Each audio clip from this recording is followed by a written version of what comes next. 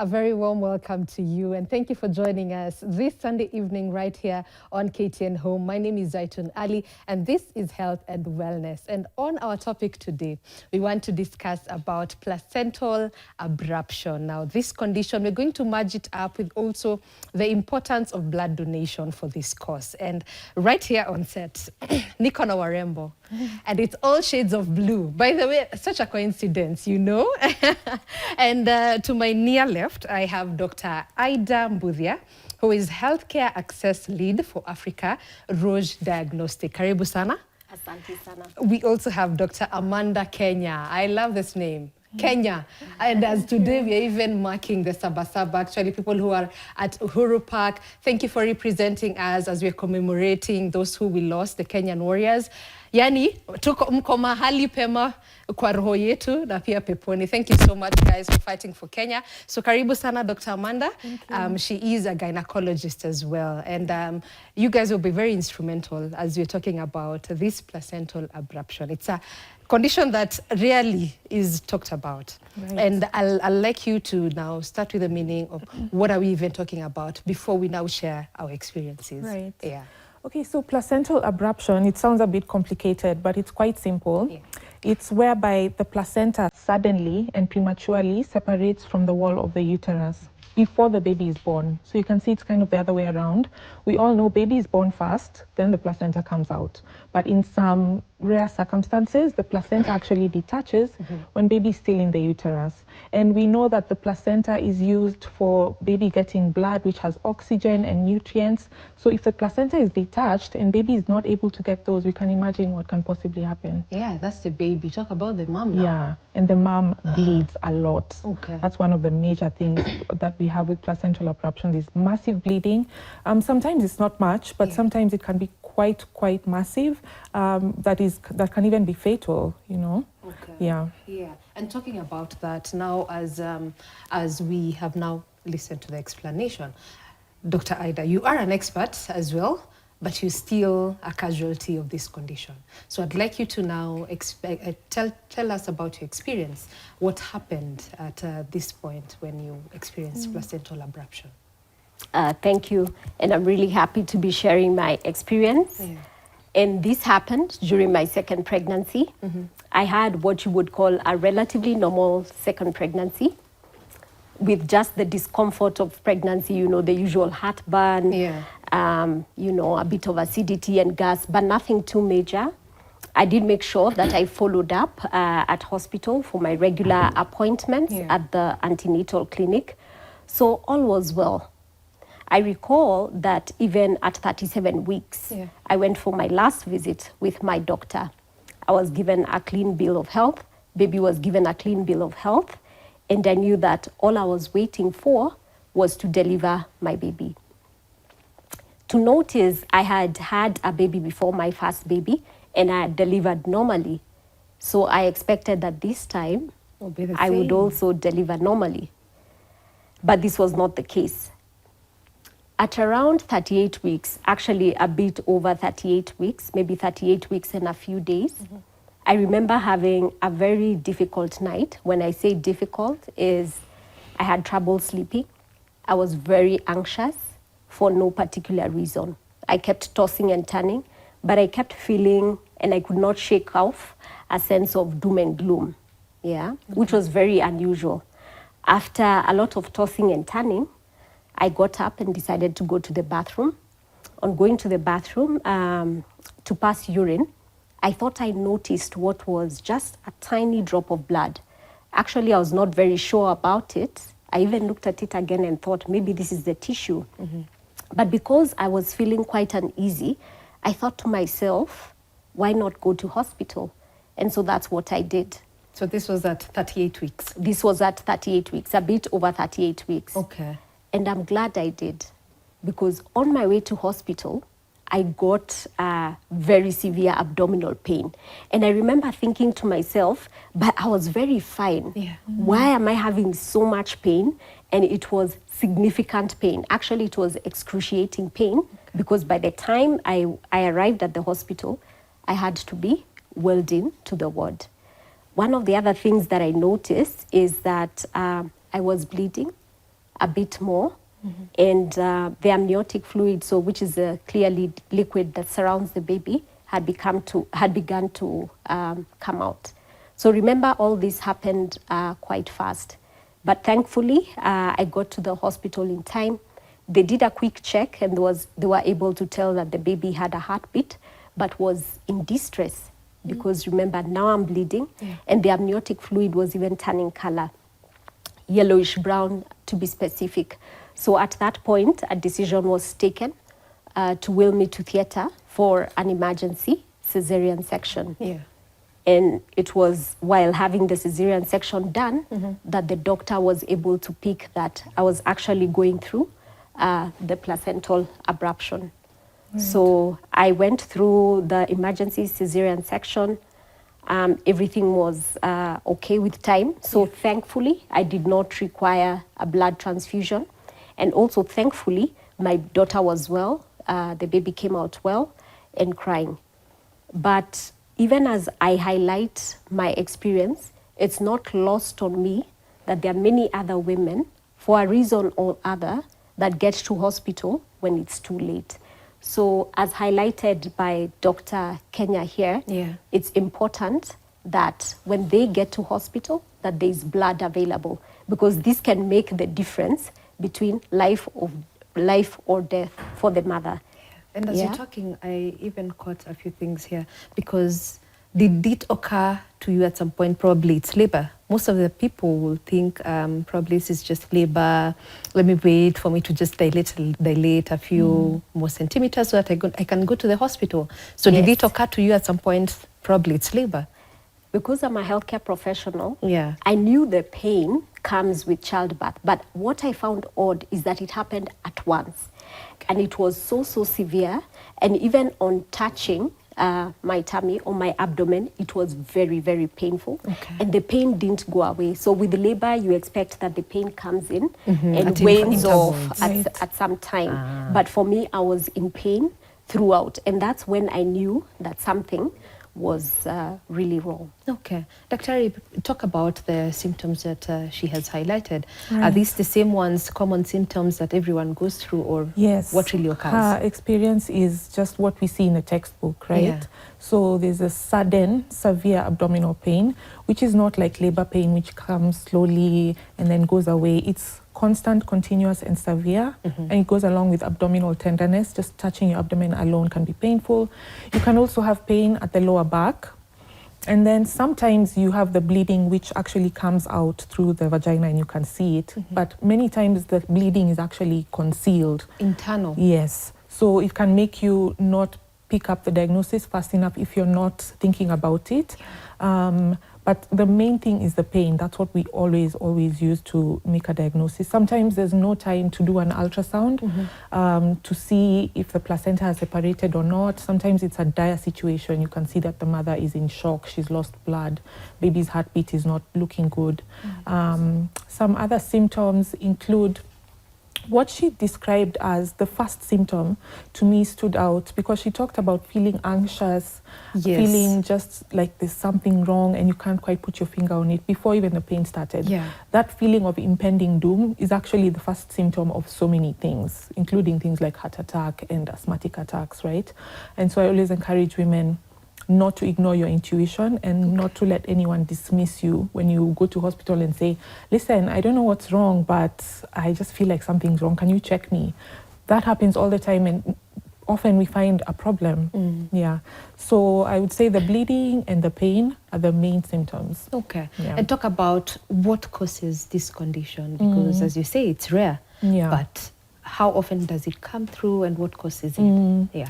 So the main cause is when the placenta is sheared off from the wall of the uterus due to weak blood vessels, So this can happen in someone who has high blood pressure, whether you had high blood pressure before pregnancy or if you developed it during pregnancy, which is called preeclampsia. That's one of the causes. Another cause is trauma, right? So maybe you're in a road traffic accident, you hit your tummy, or if you fell down in the house going down the stairs, or you slipped and fell, landed on your tummy, or if something or someone hit you, so trauma. Another one is having fibroids or any other abnormality in the way the uterus is, because a placenta could have implanted on top of a fibroid, that can cause that place to not be so secure. Smoking is another big one. If you're a smoker, and even if you stop smoking when you get pregnant, you're still at risk, because that's smoking, what it did to the way your blood vessels develop in the placenta is what will cause the placenta abruption. So even before you caught your pregnancy? Yeah, depending on how many packs per day you are smoking and for how many years. Taking alcohol during pregnancy is another one. Taking cocaine is another one, although not so very common in our community. And then apart from causes, there are actually risk factors, like what would put you at risk.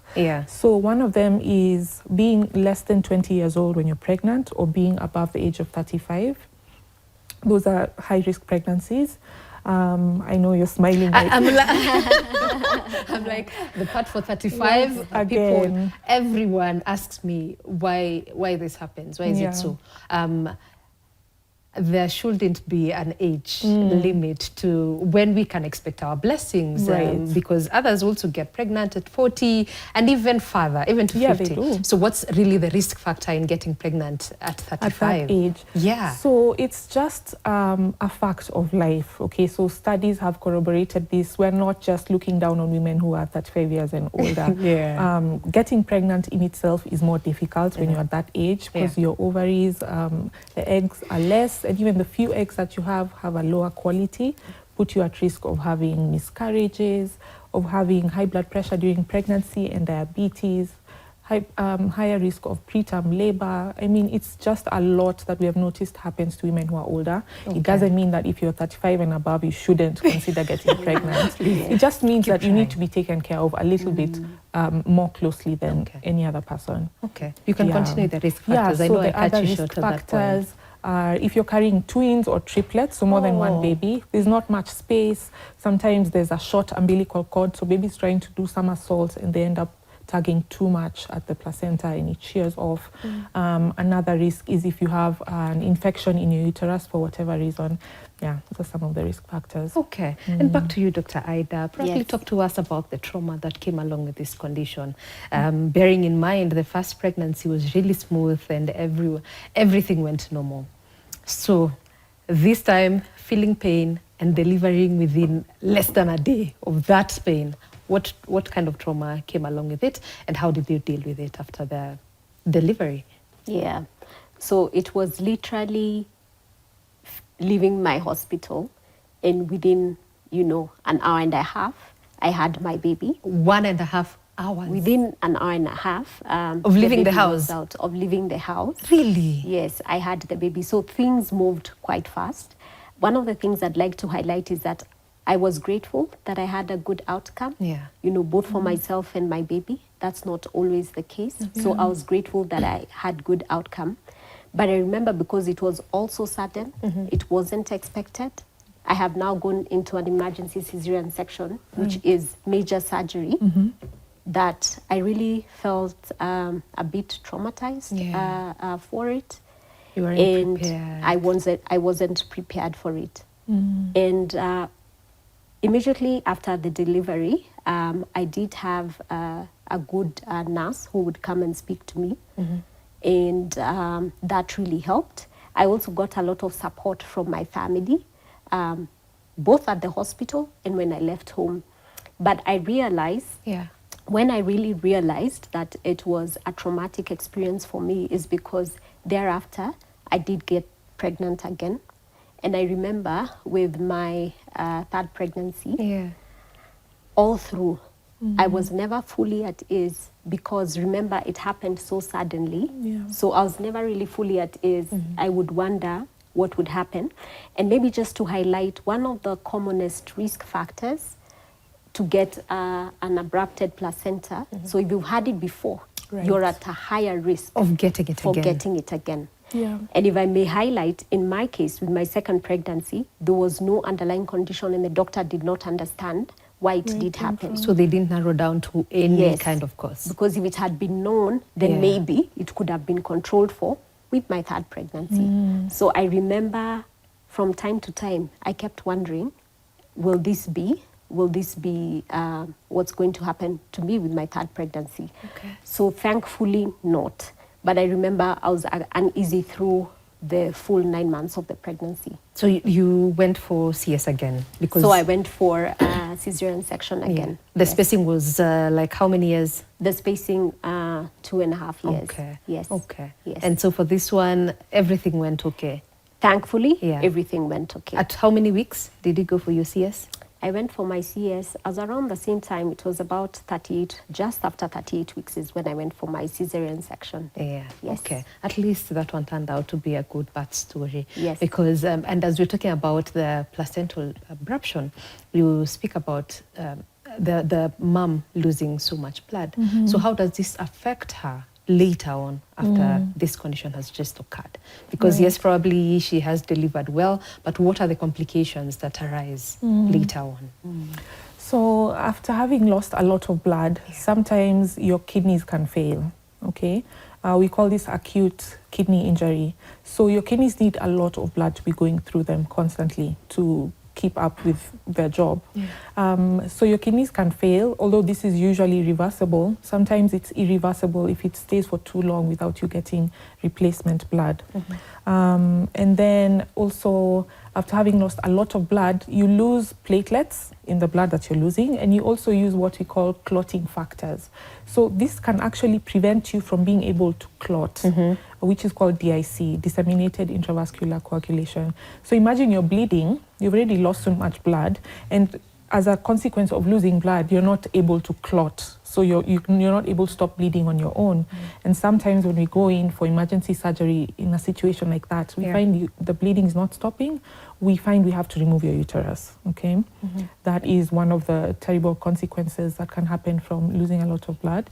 And then obviously there's the psychological aspect of having just gone through something very traumatizing. Yeah.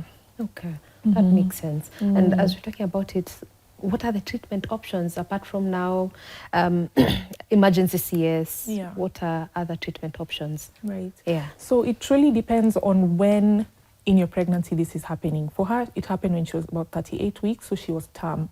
Term is from 37 weeks and beyond. Okay. Because we say your baby is mature, the lungs are mature, your baby will be able to survive outside the uterus if they are born, because they can now take in oxygen. If you have a placental abruption and your baby is premature, then we start wondering, okay, so are we going to deliver the baby now or are we going to wait? Because we know at this point maybe baby is too small, the lungs are too immature for baby to survive. So now if we deliver you now, that will basically be the end. So we have to consider certain things like how much are you bleeding? How severe is the bleeding? What is your status? Obviously, if you're not stable, you're bleeding heavily, then we have to just deliver you, right? But if you're not bleeding much, because sometimes this placental separation is not complete, it can be partial, and it can only be just a little part of the placenta that's separated, which we can see on the ultrasound with very little bleeding. So if that happens and baby is premature, we can say, okay, we're going to admit you. We're going to keep monitoring you and monitoring baby very closely every day until we reach a point where we feel baby is mature enough. Okay, we're going to give you some injections called steroids that help to hasten or fasten the maturity of the lungs, so that we give you a few weeks and we say, okay, we've pushed this pregnancy as far as we can. Let's now deliver. We are fairly sure that now when we take baby to the NICU and we take care of them, they'll be able to survive without many complications. Okay, and that is just one part of it, whereby the baby can be born premature. Are there cases whereby we even lose the baby? Yes, actually the first person who we're worried about in placental abruption is the baby. The baby will more likely go before the mom, because remember, baby only has a few minutes to be in an environment that doesn't have enough oxygen. Outside of the mom, baby is breathing oxygen. Inside, baby is getting oxygen through the placenta. So if the placenta is not connected to mom, whether it's partial or complete, then that means they're not getting enough oxygen, so they're literally suffocating. And we need to get them out as fast as we can if we find that that's the case. And that suffocation, even if we manage to get baby out and they survive, those few minutes of not having enough oxygen, we know the most sensitive organ for oxygen is the brain. So they might have problems with their brain development, like cerebral palsy, and they can have other long-term complications which will likely last for the rest of their lives. Okay, apart from cerebral CP, let me just say CP, That's the that main term. one. Yeah, what else do they probably go through later in life? Not having oxygen, so they can have lung problems even as they grow up. Okay, okay, that those are the makes main sense. ones. So at least, Dr. Ida, did you realize any sort of complications after that, or even your baby? Were there any complications? So thankfully not. Okay. And one of the things you asked me is what kind of trauma I went through. Yes. I remember I closely observed my daughter for every milestone. Yeah. And anytime when I thought that she was not meeting a milestone, and children develop their milestones at different times, I would go back to the difficult delivery. But that said, I did not suffer from any complication because I got to hospital in good time. Neither did my baby suffer from any complication. But one of the things you highlighted and asked is what can be done to prevent this? Yes. As Daktari had mentioned, there are a number of risk factors. She mentioned high blood pressure being a risk factors as some of the things. So I think being able to regularly follow up as soon as someone knows they're pregnant, to follow up for their antenatal care clinic visits is very important because some of these risk factors can be picked up easily during these clinic visits. And so that doesn't mean that no complications can be there, but it's also an opportunity for a signal of anything that is worrying, and that can be sorted out by your healthcare professional. So from my end, I did have a good outcome for both myself and my baby. Yes. But thinking to, what advice I'd give other women is just to ensure that follow your instincts. Anything that doesn't sound right, follow up with your healthcare professional, but also ensure that you're regularly following up during your pregnancy to be given a clean bill of health. What type of mom are you currently? An overprotective one, a helicopter mom? What are they called? Yeah? What type of mom are you?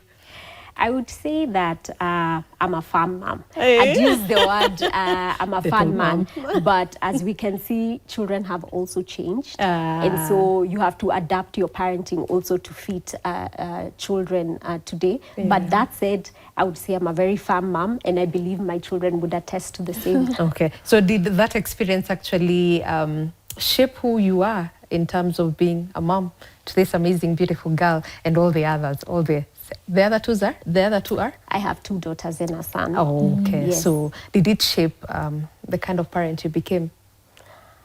You become an intentional parent. Yeah. You realize that it's not automatic, that the fact that you're pregnant, that you successfully carry a pregnancy to term and deliver a normal child. So you also extend more grace to other pregnant women beyond being a healthcare professional. Because many a times you may look at things from a very Daktari lens, but you extend grace to fellow moms as moms. And I would say one other thing that has made me do is use what I know to raise awareness. With women who are around me. And that is why even when I had of the opportunity to discuss my experience here at the show today, I was like, why not? I'm so glad you're lucky. Actually, you had all the information. You had most of the information being a doctor. I'm sure so many people out there don't have the chance to be like Ida. And in case you're just going through this condition, you can also WhatsApp us on our number 0759 434389. The experts are here. They'll be able to answer all your questions. So feel free to interact with us also on our social media handles at KTN Home _ that is on Instagram and Twitter, and also on Facebook at KTN Home and at Ali _ Zaitun. So we want to take a short commercial break. We will be right back with more from these amazing ladies. Stay tuned.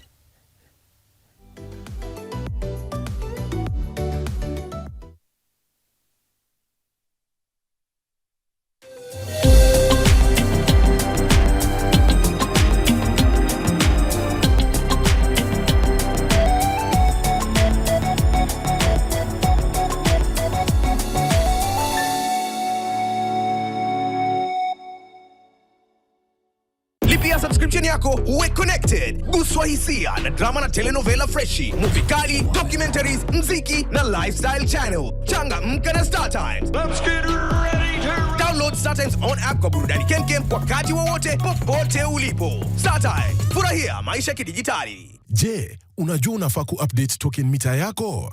Steps ni 2 tu, kureset na kuupdate.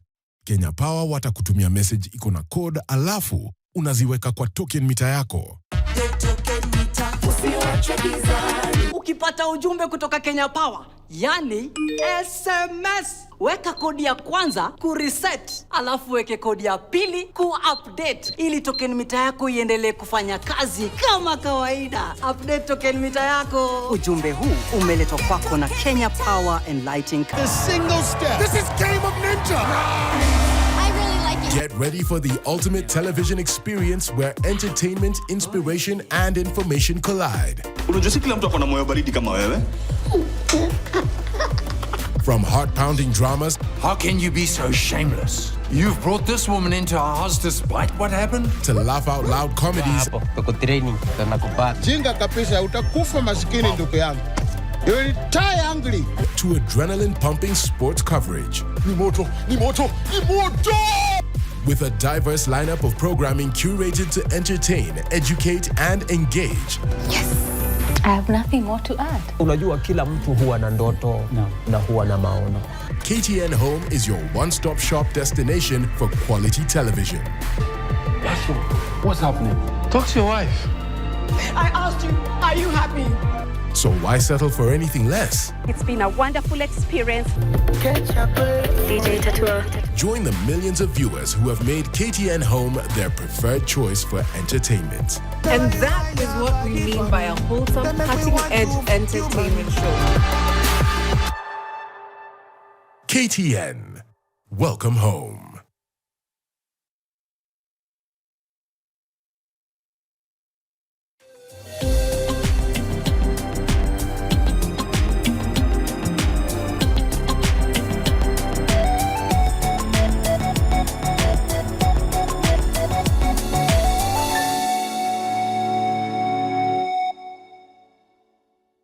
Lipia subscription yako uwe connected. Guswa hisia na drama na telenovela freshi, movie kali, documentaries, mziki na lifestyle channel. Changamka na Star Times. Let's get ready to download Star Times on app kwa burudani kemkem wakati wowote popote ulipo. Star Times, furahia maisha kidijitali.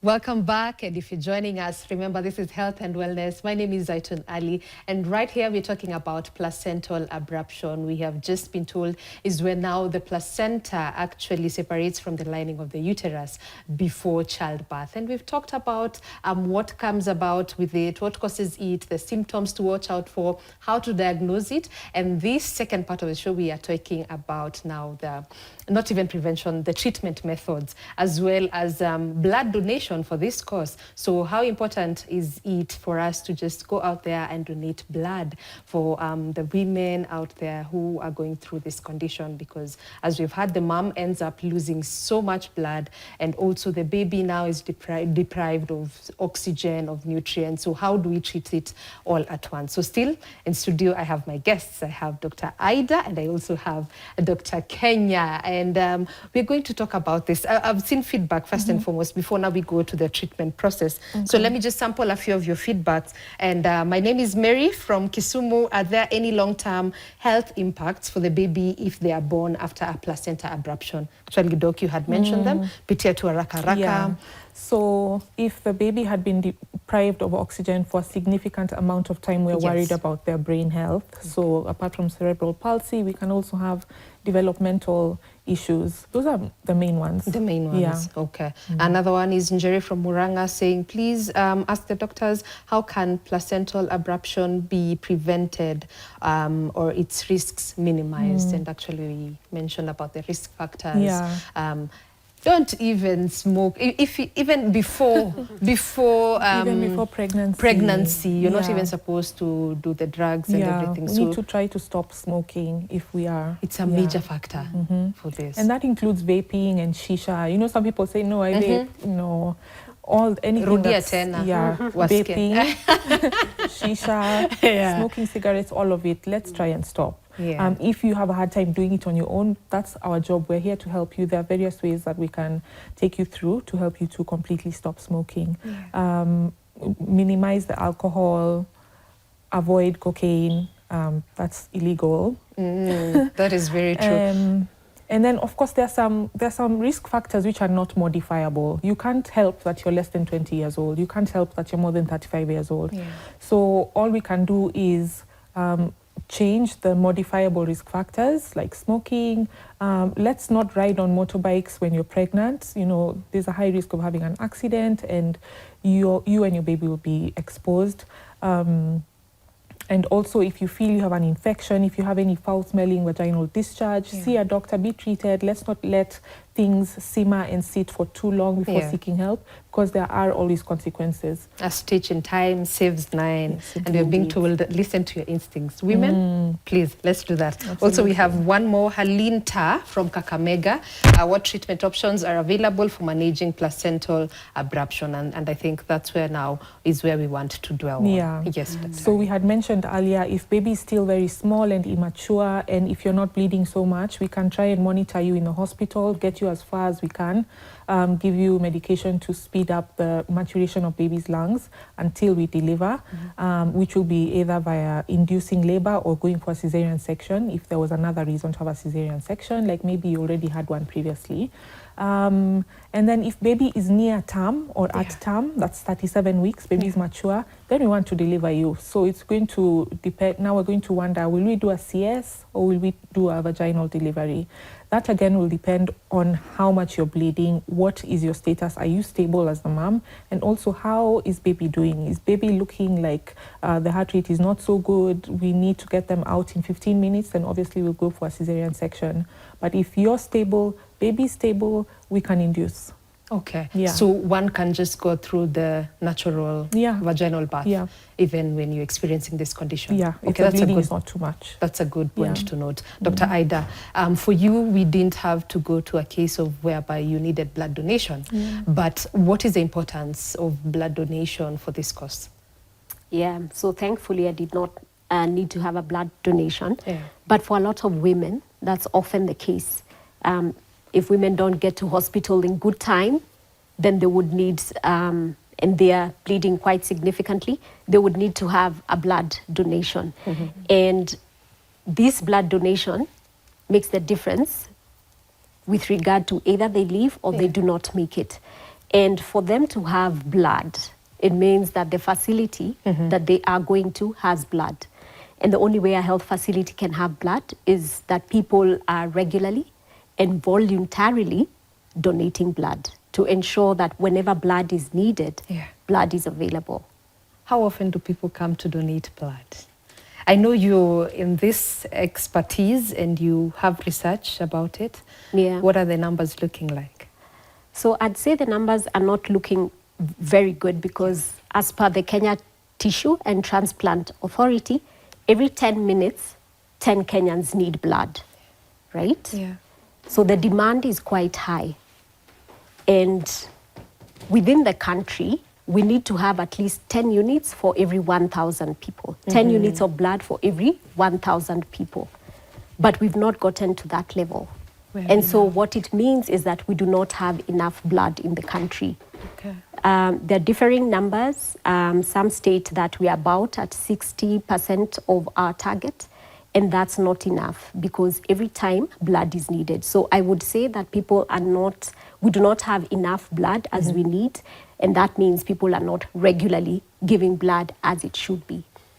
And I also saw that if only 1% of every Kenyan donated blood once per year, we would have more than enough. So we're definitely not doing a good job. So let's talk about the qualification, the qualifications that we need when you want to donate blood. So what do we look at? So we look at your age. You should be at least 16 years old and not over 65 years old. And then obviously if you know that you have HIV, hepatitis B or hepatitis C or syphilis, you would not be eligible to donate blood. Even though that blood will be tested, there would be no point in going in if you already know you have these conditions. Yeah. And then of course, if you have any other medical condition whereby your doctor has advised you not to donate blood, then avoid. But that's it.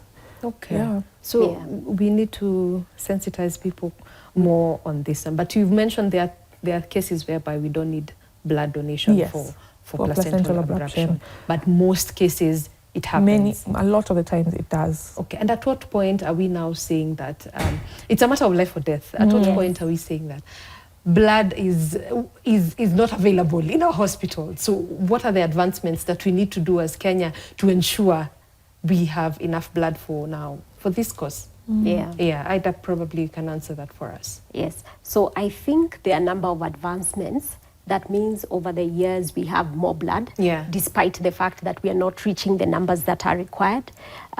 Even mobilization on social media and campaigns and blood donor apps are some of the routes that allow people to know where to go to in case they need to donate blood.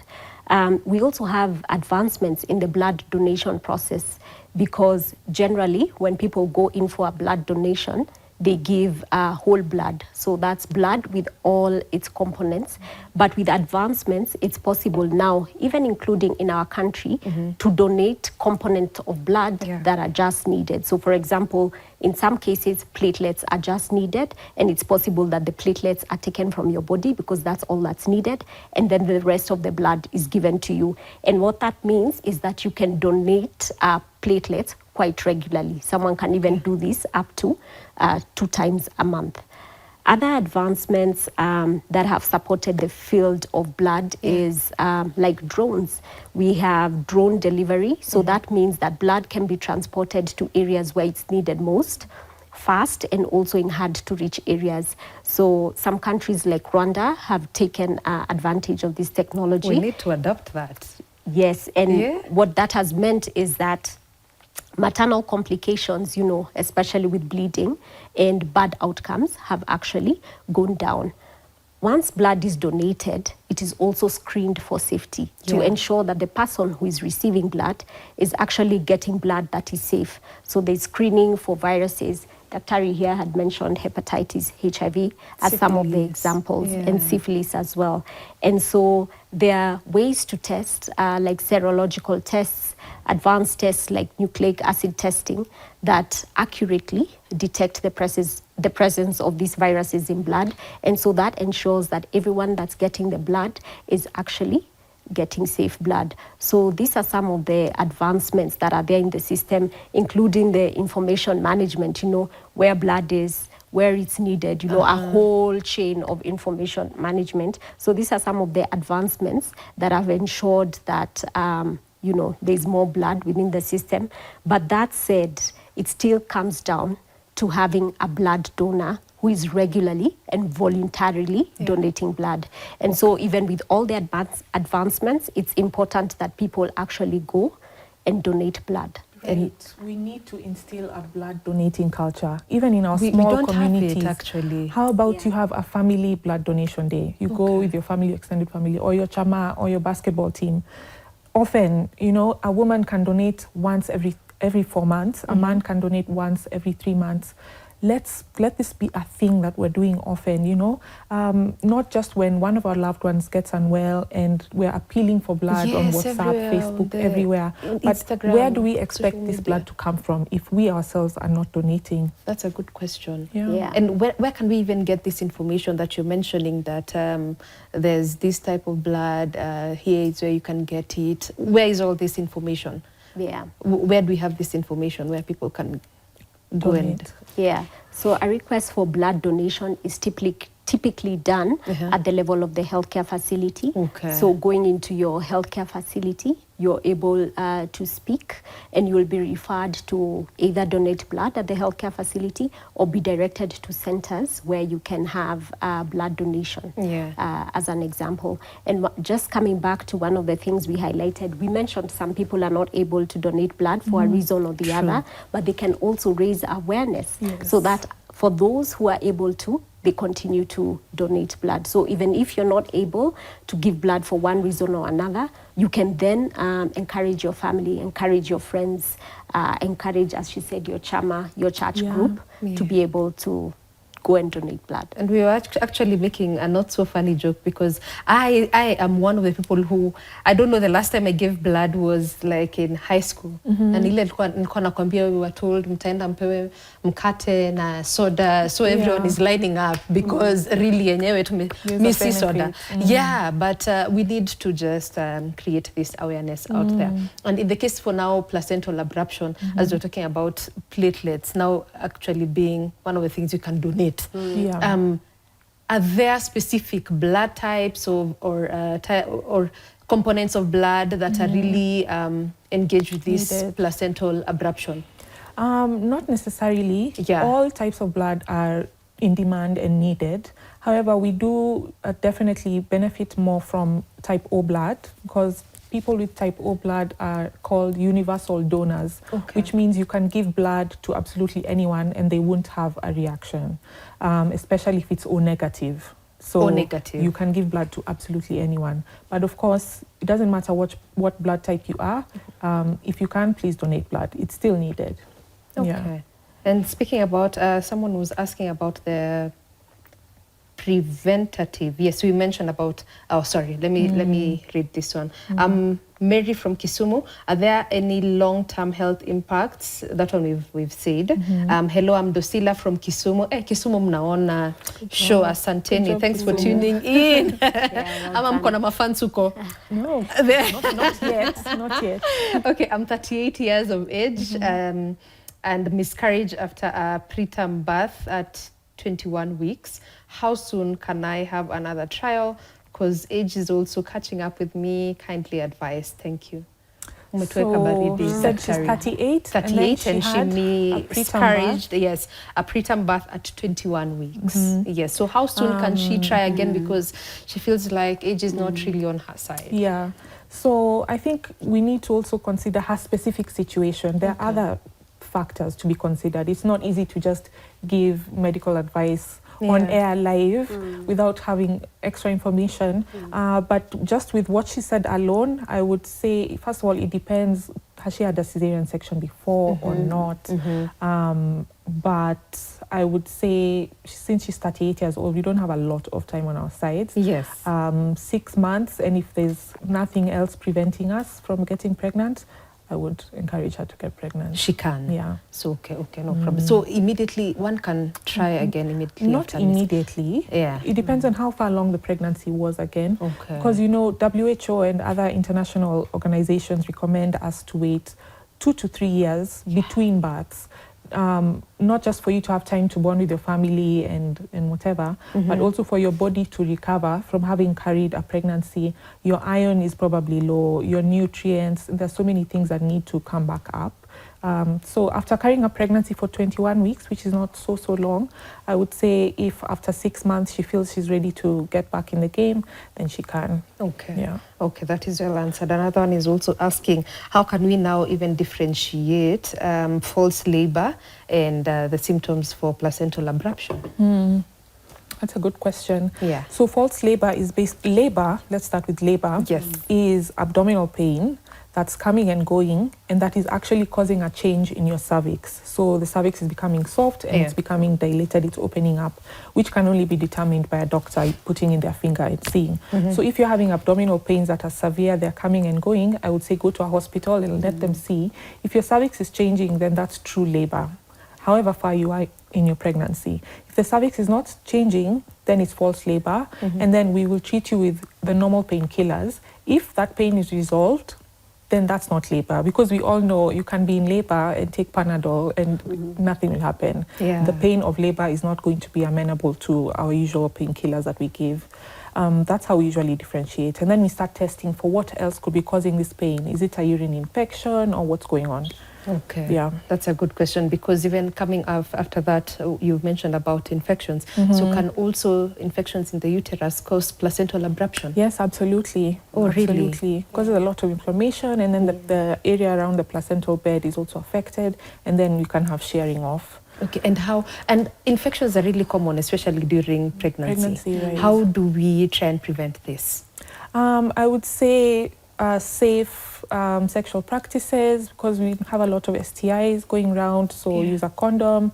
And then if you have any sense that there's something wrong, either it's foul-smelling urine, pain while passing urine, a fever, foul-smelling vaginal discharge that might be yellow or brown or green or pink or grey, just an unusual color, seek help so that we can sort this out early enough. And because the infection starts lower in the genital tract. So it's in the vagina or it's in the urethra, which is where the urine passes. And then if we give it too much time, it goes up into the uterus, into the bag of fluid that baby is in. So baby is literally swimming around in bacteria, and you can have baby being delivered with pneumonia or with other conditions already. Yeah. Okay, that's so chronic. Yeah. Amniotic fluid is now, is it separate with, how do I put this question? When your water breaks, is that the amniotic fluid? That's the amniotic fluid. Okay. Yeah. Okay. So once it's out, that's it. It means you need to deliver as soon as possible. Yes. Okay. Okay. That makes sense now. There's another question. Sorry, that was just for my own knowledge. It's a good question. Jackie from Nairobi, Karen. What symptoms should a pregnant woman look out for that might indicate placental abruption? Actually, we mentioned all those. We can recap. Yes, recap for we her. talked about severe abdominal pain that's sudden, that can also be radiating to the back. We talked about vaginal bleeding. You can have bleeding. It's usually a dark blood. It's blood which is coming from behind the placenta that has sometimes clotted or changed because of time, and it's trickling down. Remember we said it's not always visible, the blood. Sometimes it's concealed, but when it does come out through the vagina, it's usually going to be a dark blood, not bright red. Not bright red. Yeah. And one other symptom we hadn't mentioned is that your belly is going to feel very hard. Sometimes the uterus, the muscle of the uterus is going to try and contract around the arteries that are bleeding in a way to try and prevent more bleeding, to try and tighten, like close the blood vessels. And so that usually feels very, very hard. I don't know if you experienced that. Was it tender for you? It was very tender to touch. Okay. Yes. And was it hard? I don't recall that it was hard, but the pain. But how she went to hospital The pain immediately. was unbearable. By the time I was getting to hospital, I was actually wheeled in by the guard. I couldn't walk, so it was very painful. An abrupt one. Exactly. Hata ikuwa inakupatia seconds ya kupumua. No. And it's not coming and going, it's constant. Consistent. Yeah. Okay. There's another question. Wow, coming in fast. Okay, so let me take them first. Harrison from Nairobi saying, thank you very much for the informative coverage on placental abruption, watching with my family and feeling deeply appreciated. Harrison, asante sana. Hi, I'm Florence, watching from Nandi. I'm 24 years, had a minor abruption at 23 weeks. I am now 28 weeks right now, and been experiencing blood spotting during morning hours. Please advise. Haki daktari, nisaidie huyu. I hope your gynecologist is aware of this information. But the little spotting, remember we said, if you have a minor abruption and you're like 23 weeks or very far from term, we are trying to monitor and push you as far as we can. So we do expect that bleeding to continue, the dark bleeding, the spotting here and there. But as long as you're on close follow-up by your gynecologist, they're monitoring you and they're consistently checking on baby and baby's growth as well. If baby's growing well enough, then I'm sure you're in good hands. So it'll be okay. So they need to check it frequently. Yeah. Okay. Kuna mwingine anasema, hi, I'm watching from Kisii. I am a primigravida. That means it's her first time to be pregnant. Okay, at least sasa nimejua pia mimi. At 35 weeks and my baby is in breech position. I'm very worried. what shall I do? I think this is, you can just advise as well. I wonder what you're worried about. Maybe you had really planned on having a vaginal delivery. Usually if it's your first time to be pregnant and your baby is breech, that means baby is upside down, we generally would want to not try a breech delivery. So we're most likely going to go for a cesarean section, unless your doctor is very acquainted and has a lot of experience with delivering a vaginal breech. Usually, if we detect it early enough, we can just give it time, okay? 35 weeks, yes, we're getting to the point where we are saying baby is now going to be too big to even move, but just give it time, you never know. You can check on YouTube for some exercises that you can do to try and encourage baby to turn upside down, or you can even see a gynecologist who is experienced with what we call external cephalic version, which means you're taken to hospital, you're in theater, you're given medications to help you relax and sleep, and then the doctor will apply a lot of gel on your belly and try to slowly maneuver baby to turn upside down. But guess what? Sometimes after a few minutes, baby turns back. So it's something really you can try to control, but you, at the end of it all. I always say in pregnancy, labor and delivery, things happen that are unexpected. Just know that whatever you're facing, most likely it was meant to be, and if you're in good hands, it's going to be okay. That's a good one. Be flexible. And I was even talking to you guys, even as we're winding up, about my experience. And probably for me, it was the placenta not coming out after delivery. And I went through a hard time and I had excessive bleeding. So I don't know if there are different placental, abruptions, are there types, or what do we call what I went through? What you went through is called a retained placenta. So that means babies come out and we give the placenta 30 minutes to 1 hour to come out after being given an injection that helps that happen. And if it doesn't happen, then we start getting concerned because you can bleed a lot. So sometimes you said we had to manually try to remove this placenta. To extract it. It was the worst. Sometimes you have to go to theater for this to be done so that you can be a bit relaxed. It does happen. So eventually I went to theater to get it out, but honestly, that's the trauma. It leads me to the final question I'm also asking. One is saying that iko wapi, lakini nimeshika hiyo swali. Anaitwa Kelly from Kisumu. My wife went through CS and we had our first baby boy 7 years ago, but I'm still afraid of having another one. Either this you can answer because you experienced trauma after placental abruption, but you were courageous enough to have another one after 2.5 years. Please encourage.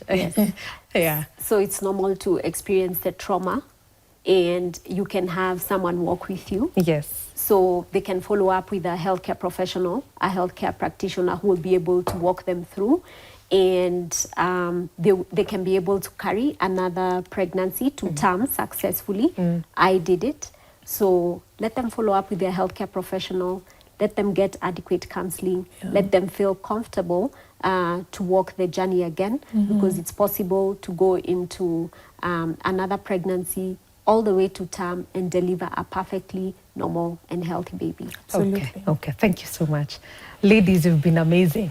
I've had such a good time discussing about this crucial topic. Thank you for making time. Social media handles, haraka kabla watu waende kwa news, where can they find you?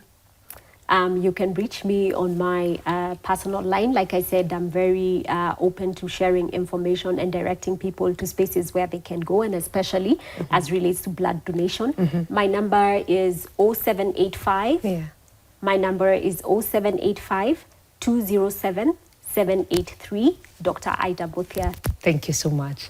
On Dr. Instagram and TikTok, I'm Dr. Kenya OBGYN. And then you can also drop me a WhatsApp or call me on 0769 160 367. Thank you. Thank you so much for staying tuned from the first part until the last part. Until next week on Sunday, this has been Health and Wellness. My name is Zaitun. Until next time. Bye. Asante.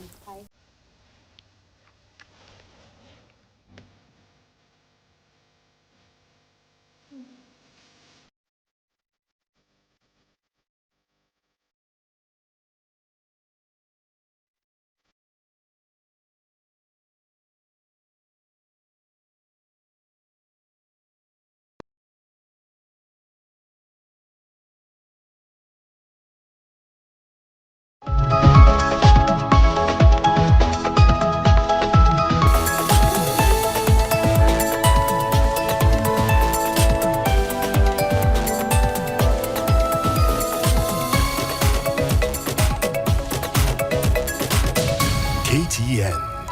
Welcome home.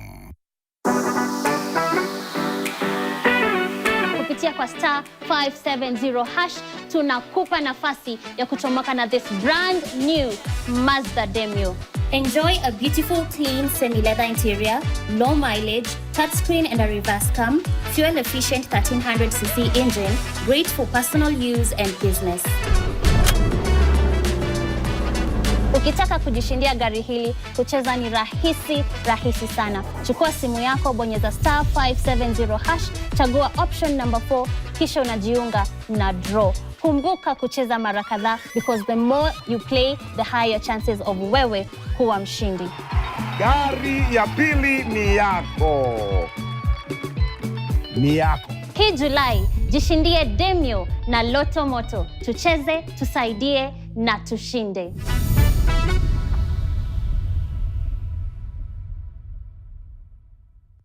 Je, unajua unafaa ku-update token mita yako? Steps ni 2 tu, kureset na ku-update. Kenya Power watakutumia message iko na code alafu unaziweka kwa token mita yako. Ukipata ujumbe kutoka Kenya Power, yani SMS, weka kodi ya kwanza kureset, alafu weke kodi ya pili kuupdate ili token mita yako iendelee kufanya kazi kama kawaida. Update token mita yako. Ujumbe huu umeletwa kwako na Kenya Power and Lighting Company.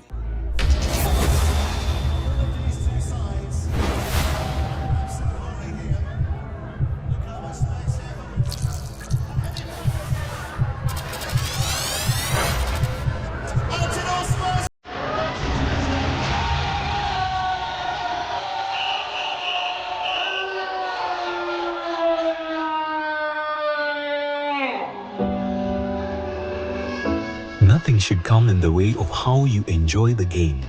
So ukibet, bet responsibly. Bet na amount unaweza afford. If you need help, speak to a counselor today. Call 0800 724 835.